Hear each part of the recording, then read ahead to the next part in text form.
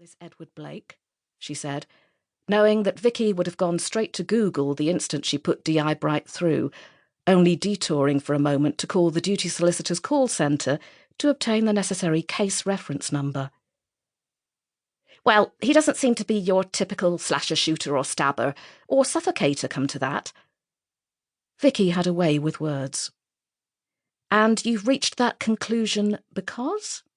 He's an architect/property developer with nothing suspicious about him that I could find. He's only on Instagram as far as I can tell, none of the others, and his feed comprises mainly before and after pics of the old barns and farmhouses that he's renovated or converted. Much the same for the wife, in that their accounts are more professional than personal. I guess you'd call her a promoter or agent for photographers and artists, and her posts are mainly of her clients' work. A couple of her with hubby and various friends. They both have 100 or so followers each, and it's been a few weeks since either of them uploaded anything. She has a gallery called Picture This in Chipping Sodbury, same address as her husband's office.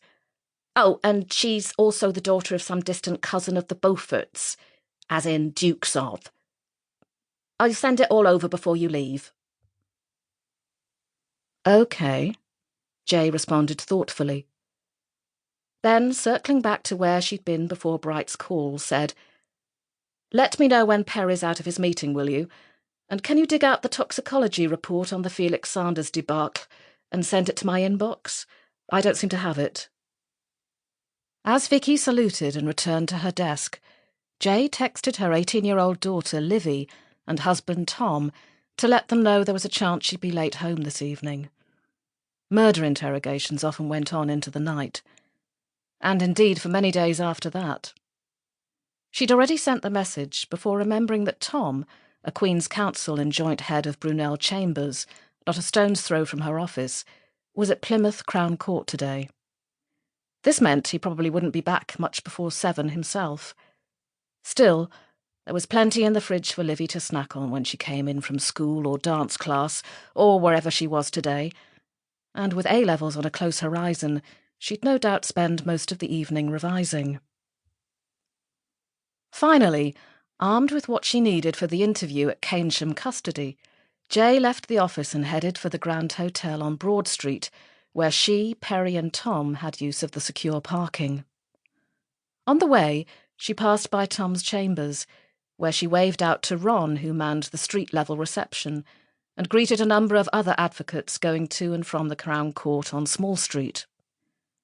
It was a dry, though dull day, with no random spurts of sunshine to brighten the cobbled alleyways that linked the narrow streets, although the entire district, from the ancient city wall to the landmark Corn Exchange, was as resplendent as ever in its proud and dubious history.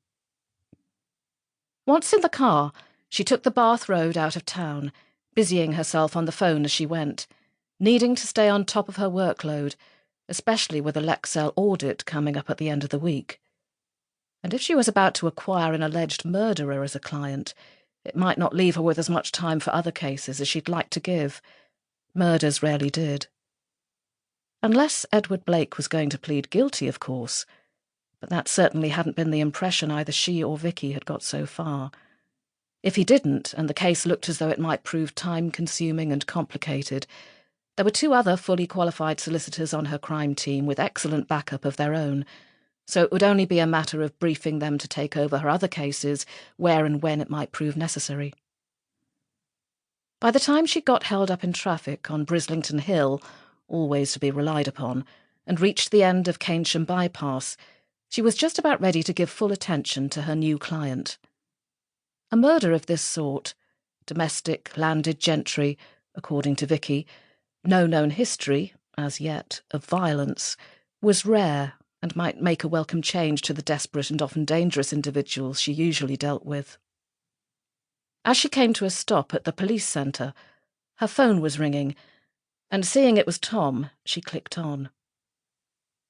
"Did you finish early?" she asked. "No, the juror's just chucked up, would you believe? It's a gory case. How come you're going to be late home?" 39-year-old male accused of killing his wife. Habitual abuser? I don't think so.